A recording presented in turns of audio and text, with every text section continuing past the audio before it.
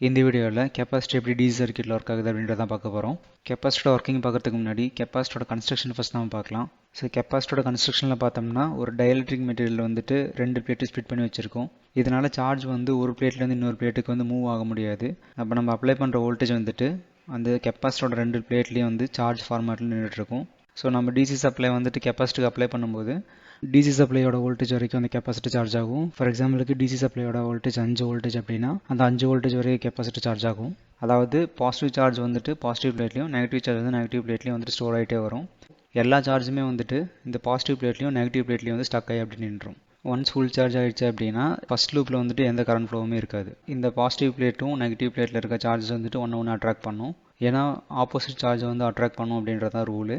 So இந்த attraction ஃபோர்ஸ்னால் இந்த 2 சார்ஜஸுமே வந்துட்டு பிளேட்டில் எங்கேயும் போகாமல் ஒன்று அட்ராக்ட் பண்ணிவிட்டு அப்படியே நின்றுட்டே இருக்கும். இப்போ இந்த கெப்பாசிட்டர் வந்துட்டு ஒரு பேட்ரி மாதிரி பிஹேவ் ஆகும். ஸோ நம்மளுக்கு சார்ஜ் நிறைய ஸ்டோர் பண்ணி வச்சுக்கணும் அப்படின்னா அதிகமான வேல்யூ கெப்பாசிட்டன்ஸ் எடுத்தோம்னா சார்ஜ் நிறைய ஸ்டோர் பண்ணும். அதேமாதிரி அதோட சார்ஜிங் டைமும் வந்துட்டு ரொம்ப அதிகமாக இருக்கும். இந்த சர்க்யூட்டோட செகண்ட் லூப்பில் பார்த்தோம்னா இப்போ ஒரு வேளை ஏதாவது ஒரு லோடு கனெக்ட் ஆச்சு அப்படின்னா இந்த கெப்பாசிட்டியில் இருக்க மொத்த சார்ஜும் அந்த லோடு வழியாக டிஸ்சார்ஜ் ஆயிரும். ஃபார் எக்ஸாம்பிளுக்கு இந்த சர்க்யூட் எடுத்துக்கலாம். இதில் நம்ம ஒரு பேட்ரி, கெப்பாசிட்டர் அண்ட் தென் ஒரு எல்இடி அண்ட் எல்இடியோட கரண்ட் லிமிட் ரெசிஸ்டன்ஸ் எடுத்திருக்கோம். இப்போ சுவிட்ச் இந்த மாதிரி க்ளோஸ் ஆகிருக்கப்போ என்ன ஆகும்னா இந்த கெப்பாசிட்டர் வந்துட்டு ஃபுல்லாக சார்ஜ் ஆகிட்டே வரும். ஒன்று சார்ஜ் ஆகி முடிச்சோன்னே பார்த்தோம்னா இந்த சர்க்யூட்டில் எந்த கரண்ட் ஃப்ளோவுமே இருக்காது. இப்போ நம்ம இந்த சுவிட்சை இந்த பக்கம் கனெக்ட் பண்ணோம் அப்படின்னா இந்த கெப்பாசிட்டர் வந்துட்டு டெம்பரரி பேட்டரி மாதிரி ஆக்ட் ஆகும். ஸோ அப்போ இந்த கெப்பாசிட்டரில் இருக்க மொத்த பாசிட்டிவ் அண்ட் நெகட்டிவ் சார்ஜஸ் எல்லாமே வந்துட்டு இந்த எல்இடி வழியாக ஃப்ளோ ஆகி இந்த எல்இடியை ஒரு சில செகண்ட்ஸ்க்கு வந்துட்டு க்ளோ பண்ண வைக்கும். ஸோ பேசிக்காக இப்படி தான் வந்து கெப்பாசிட்டர் டிசியில் ஒர்க் ஆகும். ஸோ இதை வந்து நம்ம ஒரு சிமுலேஷனில் பார்க்கலாம். இந்த சிமுலேஷனில் பார்த்தோம்னா சேம் அதே ஒரு பேட்ரி அண்ட் நான் போலரைஸ்டு கெப்பாசிட்டர் எடுத்திருக்கோம் அண்ட் தென் ஒரு ரெசிஸ்டர் எடுத்திருக்கோம். நடுவில் ஒரு சுவிட்ச் இருக்குது. இப்போ சுவிட்ச் இந்த மாதிரி கனெக்ட் இருந்தது அப்படின்னா இந்த கெப்பாசிட்டர் வந்துட்டு கொஞ்சம் கொஞ்சமாக சார்ஜ் ஆகிறத பார்க்கலாம். ஒன்ஸ் அதோட சார்ஜிங் வோல்டேஜை வந்து ரீச் ஆயிடுச்சு அப்படின்னா இந்த கரண்ட் ஃப்ளோ வந்துட்டு அப்படியே பிளாக் ஆகிடும். இந்த கெப்பாசிட்டர் ஃபுல் சார்ஜ் ஆகிடுச்சு அப்படின்றத நம்ம எப்படி தெரிஞ்சுக்கலாம்னா இந்த பேட்டரியோட வோல்டேஜ் என்ன இருக்கோ அதே வோல்டேஜ் தான் வந்து இந்த கெப்பாசிட்டிலே இருக்கும். இந்த கெப்பாசிட்டியில் வச்சு பார்த்தோன்னா எனக்கு இங்கே விடி வந்துட்டு இந்த பவர் சப்ளை வோல்டேஜில் என்ன இருக்கோ அதே வோல்டேஜ் தான் இங்கே காமிக்குது. ஸோ இந்த கிராஃப்லேயும் அதே தான் காமிக்குது. இந்த கிராஃபில் பார்த்தோம்னா கெப்பாசிட்டர் வந்துட்டு ஸ்லோவாக சார்ஜ் ஆகிட்டே வருது. ஒன்ஸ் அந்த பேட்டரியோட வோல்டேஜ் அச்சீவ் ஆயிடுச்சு அப்படின்னா ஸ்டேபிளாக அப்படி நின்றுது. கரண்ட் ஃப்ளோ வந்து ஸ்டாப் ஆயிடுச்சு. ஸோ இந்த கிராஃப் வந்துட்டு கரண்ட் ஃப்ளோ கிராஃபு. இனிஷியலாக வந்துட்டு கரண்ட் ரைஸ் ஆகிட்டே வந்துட்டே இருக்குது. ஒரு ஸ்டேஜுக்கு மேலே அது அப்படியே வந்து சேச்சுரேட் ஆயிடுச்சு.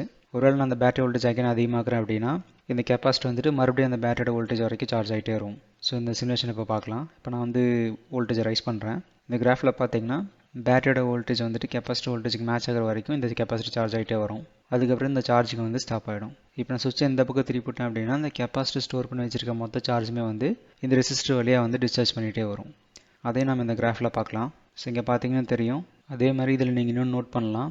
கெப்பாசிட்டர் சார்ஜ் ஆகிறப்போ அதோட கரண்ட் ஃப்ளோ டைரக்ஷன் வந்துட்டு டாப் டு பாட்டமில் இருக்குது. ஸோ அந்த சுவிட்சை நான் அந்த பக்கம் திருப்பி விட்றேன். ஸோ இப்போ வந்து கெப்பாசிட்டர் சார்ஜ் ஆகுது. கரண்ட் ஃப்ளோ பார்த்தீங்கன்னா டாப் டு பாட்டமில் இருக்குது. இதுவே டிஸ்சார்ஜ் ஆகிறப்போ பார்த்தீங்கன்னா கரண்ட் ஃப்ளோ வந்துட்டு பாட்டம் டு டாப்பில் இருக்கும்.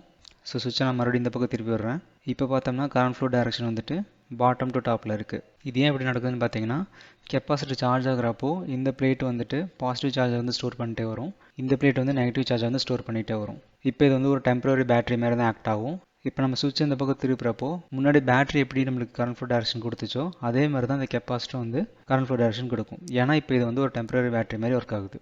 அண்ட் இந்த ரெசிஸ்டர் நம்ம எதுக்கு யூஸ் பண்ணியிருக்கோன்னு பார்த்தீங்கன்னா இது வந்து ஒரு கரண்ட் லிமிட்டிங் ரெசிஸ்டர். ரியல் டைமாக பார்த்தா நம்மளுக்கு இந்த மாதிரி தான் இருக்கும். இது வந்து ஐடியல் கேஸு, இது வந்து ரியலிஸ்டிக் கேஸு. ஸோ ஐடியல் கேஸில் எந்த ரெசிஸ்டன்ஸுமே இல்லாத மாதிரி தான் வந்து இந்த சிமுலேஷனில் டிசைன் பண்ணியிருப்பாங்க. பட் ப்ராக்டிக்கலாக பார்த்தோம்னா எல்லா பேட்டரிலையுமே வந்துட்டு ஒரு டைனி அமௌண்ட் ஆஃப் ரெசிஸ்டன்ஸ் இருக்கும். அதே மாதிரி எல்லா கெப்பாசிட்டிலையுமே வந்துட்டு ஒரு டைனி அமௌண்ட் ஆஃப் ரெசிஸ்டர் இருக்கும். ஸோ இந்த மோர் ரியலிஸ்டிக் சர்க்யூட்டை நம்ம ரன் பண்ணோம் அப்படின்னா நம்மளுக்கு எந்த எரருமே வராது. பட் என்னதான் இந்த கெப்பாசிட்டியில் வந்துட்டு இன்டர்னலாக ரெசிஸ்டன்ஸ் இருந்திருந்தாலுமே நம்ம இந்த கெப்பாசிட்டர் டேட்டா ஷீட் படித்து தான் நம்ம இந்த மாதிரி கனெக்ட் பண்ணணும். இந்த கெப்பாசிட்டருக்கு வந்து மேக்ஸிமம் லோடு கரண்ட் அப்படின்னு சொல்லி ஒன்று வச்சுருப்பாங்க. ஸோ நம்ம அந்த கரண்ட்டை தான் கொடுக்கணும். அதுக்கு மேலே கொடுத்தோம்னா இந்த கெப்பாசிட்டர் வந்து டிஸ்ட்ராய் ஆயிரும்.